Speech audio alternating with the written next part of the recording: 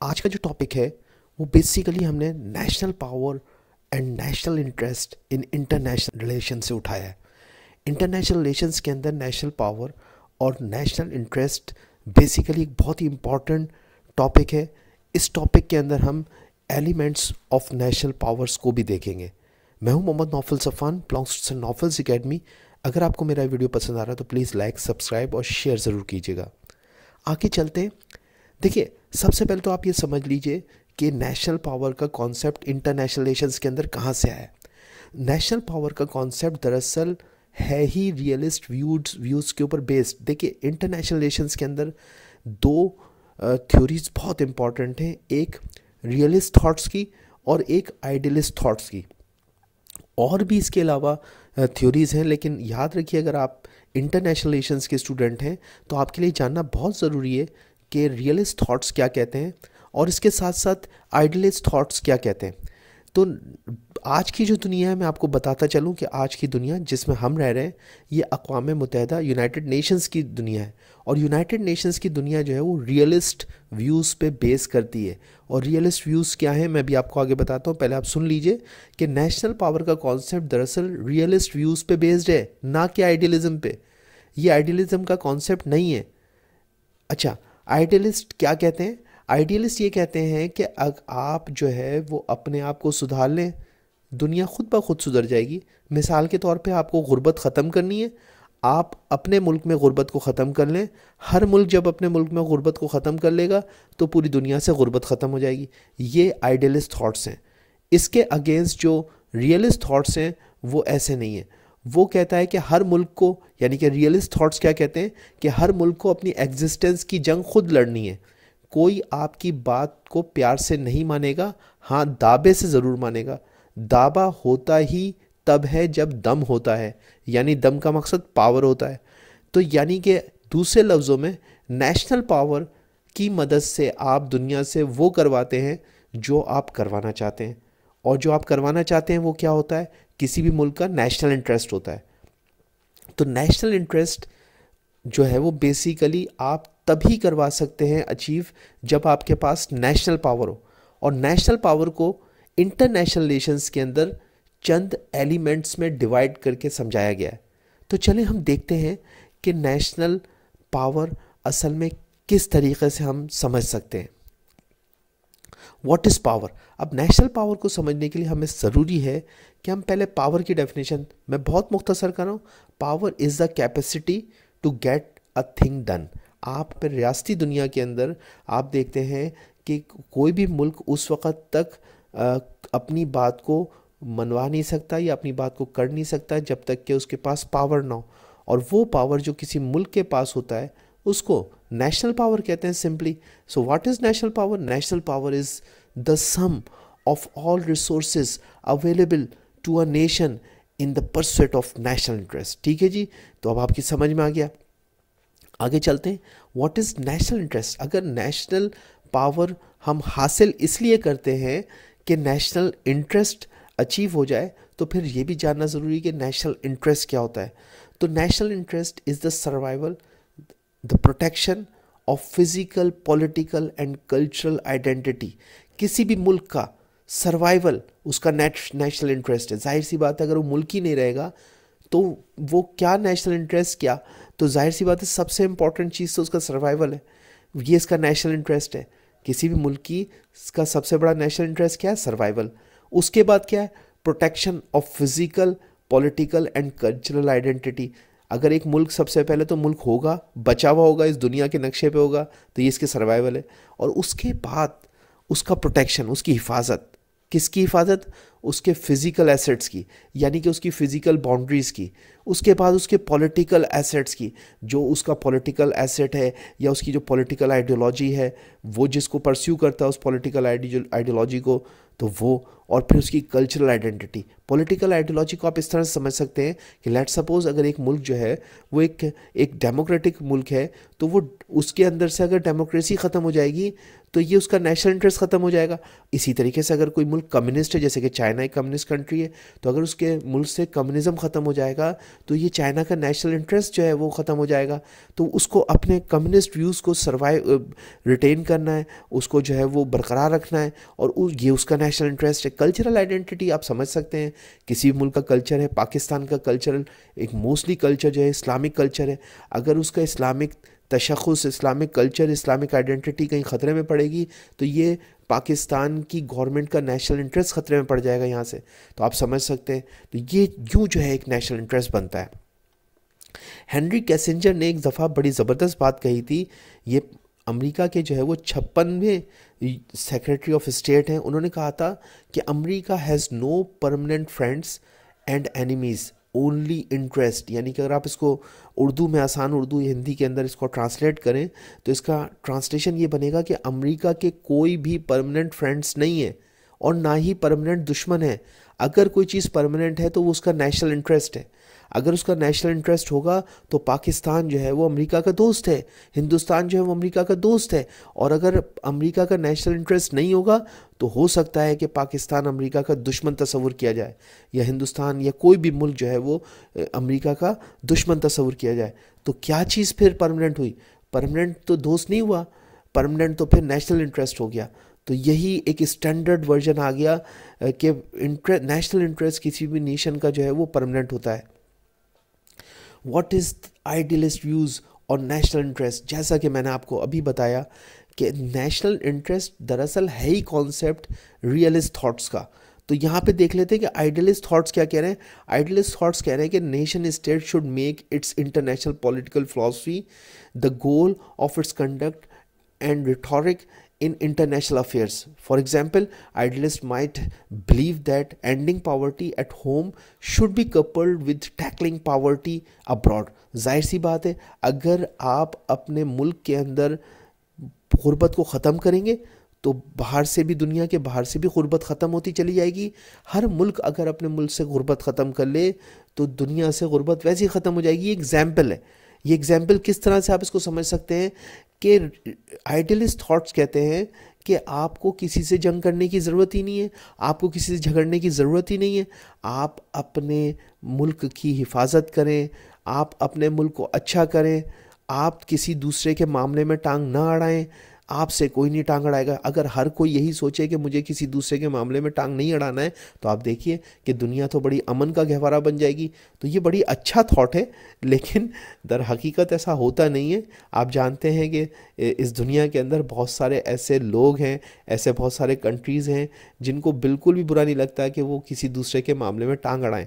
तो आप इस बात का इंतज़ार नहीं कर सकते कि आप इस बात का इंतज़ार करें कि कोई आपके मामले में टांग अड़ाएगा तब आप उसको जवाब देंगे। भाई, आपको अपना बंदोबस्त करना पड़ेगा। कल को कोई मुल्क आप पे चढ़ दौड़ा तो आप क्या करेंगे? तो यहाँ से आइडियलिस्ट थॉट्स जो हैं वो कहीं ना कहीं इनफेक्टिव होते नज़र आते हैं। क्या आप जो है वो अपने आप को अच्छा करो, दूसरे खुद ब खुद अच्छे हो जाएंगे? आज की दुनिया में ऐसा पॉसिबल नहीं है। और इसी वजह से रियलिस्ट थॉट्स जो हैं उनको ही मुल्क जो हैं वो फॉलो करते हैं, रियलिस्ट थॉट्स को ही मुल्क फॉलो करते हैं। और व्हाट इज़ रियलिस्ट व्यूज़ और नेशनल इंटरेस्ट? तो देख लेते हैं कि फिर रियलिस्ट व्यूज़ क्या हैं। तो रियलिस्ट व्यूज़ ये हैं कि national power as ultimate as well as the immediate goal of state. तो भाई सीधी सी बात यह है कि नेशनल पावर को आपको हासिल करना है। आपने अगर अपने नेशनल इंटरेस्ट को अचीव करना है तो आपके पास नेशनल पावर होना चाहिए। ये अल्टीमेट जो है वो गोल है, ये आखिरी और वाहिद रास्ता है आपकी बका का, आपके नेशनल इंटरेस्ट को बचाने का आखिरी रास्ता है कि आपके पास नेशनल पावर होना चाहिए। अगर आपके पास नेशनल पावर है तो आप जो है वो अपने नेशनल इंटरेस्ट को अचीव कर सकते हैं। आप इस भरोसे नहीं बैठ सकते कि हर मुल्क दुनिया का जो है वो एक शरीफ और जो है वो वेल बिहेव्ड मुल्क हो जाएगा और दुनिया के अंदर कुछ नहीं होगा। तो ऐसा कुछ नहीं है। आपको अपना बंदोबस्त करना पड़ेगा। आपकी बात दुनिया नहीं मानेगी, आपको अपनी बात को मनवाना पड़ेगा, और मनवाने के लिए आपके पास नेशनल पावर होना चाहिए। रियलिज्म के अंदर यही एज्यूम किया गया है कि अगर जंग होती है तो जंग एक्सेप्टेबल है, इसमें कोई हर्ज नहीं है कि जंग हो जाए, तो जंग एक्सेप्टेबल है रियलिज्म थॉट्स के अंदर। कहता है कि state must never give up accumulating national power. State को इस वजह से कभी भी इस बात से पीछे नहीं हटना चाहिए कि उसको नेशनल पावर हासिल नहीं करना है। स्टेट को हमेशा अपना नेशनल पावर हासिल करना है और उसको अपने नेशनल पावर को एक्यूमुलेट करते रहना चाहिए, जमा करते रहना चाहिए, इन दूसरे लफ्ज़ों में बढ़ाते रहना चाहिए।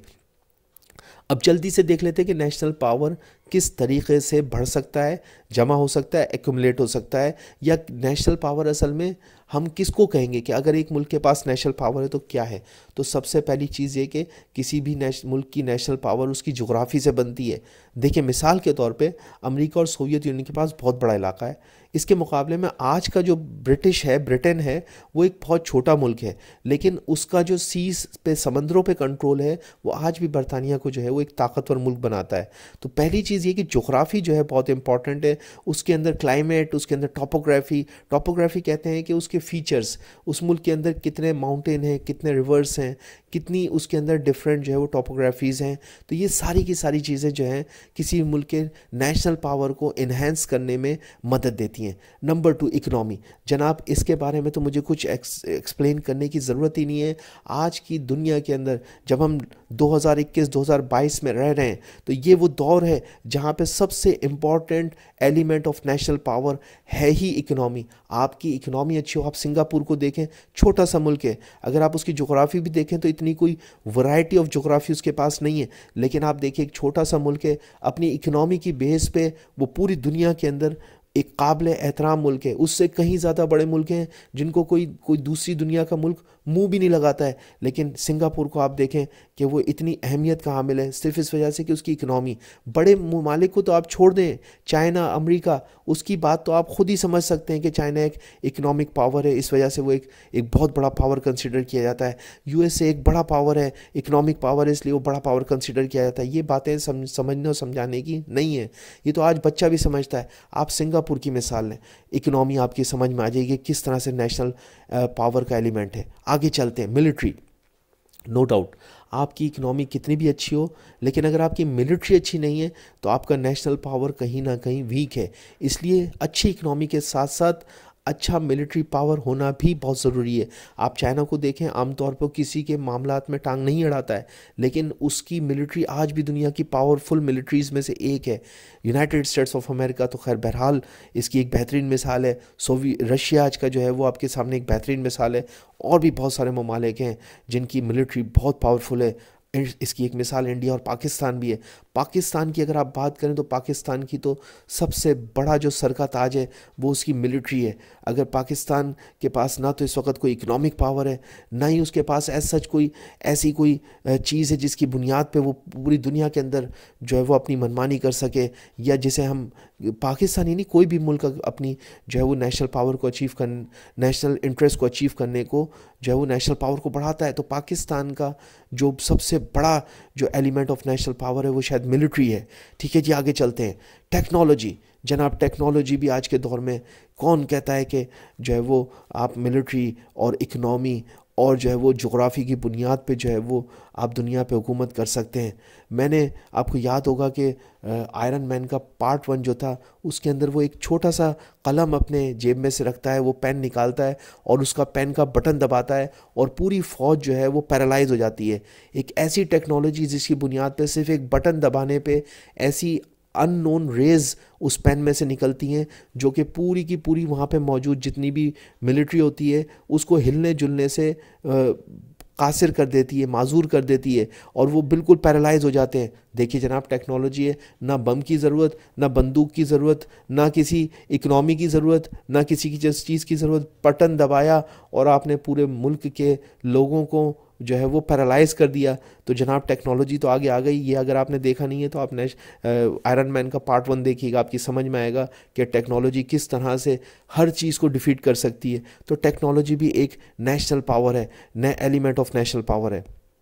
आगे चलते हैं, नेचुरल रिसोर्सेज। जनाब नेचुरल रिसोर्सेज तो बुनियादी चीज़ है। आप अगर टेक्नोलॉजी हासिल करना चाहते हैं, आप अगर इकनॉमी को बूस्ट करना चाहते हैं, आप अपनी मिलिट्री को बड़ा करना चाहते हैं, तो एक चीज़ अगर अल्लाह ताला ने आपको दी हुई है नेचुरल रिसोर्सेज, तो इसकी बुनियाद पे आपकी बाकी चीज़ें खुद ब खुद सही हो जाएंगी। मिसाल आपके सामने है सऊदी अरेबिया। सऊदी अरेबिया क्यों आज सऊदी अरेबिया है? सिर्फ़ और सिर्फ नेचुरल रिसोर्सेज की बुनियाद पे। उनके पास पेट्रोल इतना ज़्यादा है, उनकी गवर्नमेंट जो है वो जो चाहती है उसकी बुनियाद पे कर लेती है। आज उनकी मिलिट्री मजबूत है, उनकी जो है वो एग्रीकल्चर जो एक रेगिस्तान पे मबनी एक मुल्क है, उसके अंदर आप देखें वो अपनी गंदम जो है वो अपना गेहूं जो है वो पूरा का पूरा इस वक्त सऊदी अरेबिया जो कि पहले इंपोर्ट करता था, आज अपनी जो रोटी है दाल रोटी वो अपने मुल्क में उगा रहा है। किस तरीके से? सिर्फ इस वजह से कि पहले उसके पास नेचुरल रिसोर्सेज थी, पेट्रोल की बुनियाद पर उसने टेक्नोलॉजी एक्वायर करी, और आज टेक्नोलॉजी की बुनियाद पे वो एग्रीकल्चर के अंदर भी एडवांस हो गया है। ठीक है जी। तो नेचुरल रिसोर्सेज भी एक बहुत बड़ा अल्लाह का इनाम होता है। अगर आपके पास अच्छी नेचुरल रिसोर्सेज हैं तो उसकी बुनियाद पे आपके पास पैसा आ जाता है, और उस पैसे की बुनियाद पे आप अपनी इकनॉमी को, अपनी टेक्नोलॉजी को, अपनी मिलिट्री को भी जो है वो बूस्टअप कर सकते हैं। तो नेचुरल रिसोर्सेज भी एक बहुत ही important element of national power हो सकता है। नेशनल यूनिटी एंड पॉपुलेशन, जनाब ये तो एक और बहुत बुनियादी चीज़ है। आपके पास नेशनल रिसोर्सेज भी हैं, आपके पास जो है वो आर्मी भी है, आपके पास इकनॉमी भी है, लेकिन अगर आपकी कौम मुत्तहद नहीं है, आपकी कौम एक जगह पे नहीं है, वो ख़ुद आपस में लड़ रहे हैं, तो फिर आप समझ सकते हैं कि क्या हाल होगा उस मुल्क का।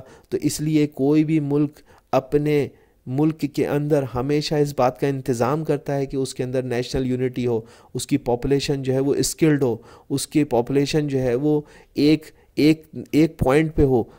तो ये जो है बहुत important element of national power है। आइडियोलॉजी बेसिकली जैसे कि पाकिस्तान की आइडियोलॉजी कि पाकिस्तान एक इस्लामिक रिपब्लिक है, तो अगर पाकिस्तान अगर इस्लामिक रिपब्लिक है तो उसके अंदर इस्लाम उसकी बेसिक आइडियोलॉजी है। अगर वो कहीं ना कहीं डिस्टर्ब होता है तो उसका नेशनल पावर डिस्टर्ब होता है।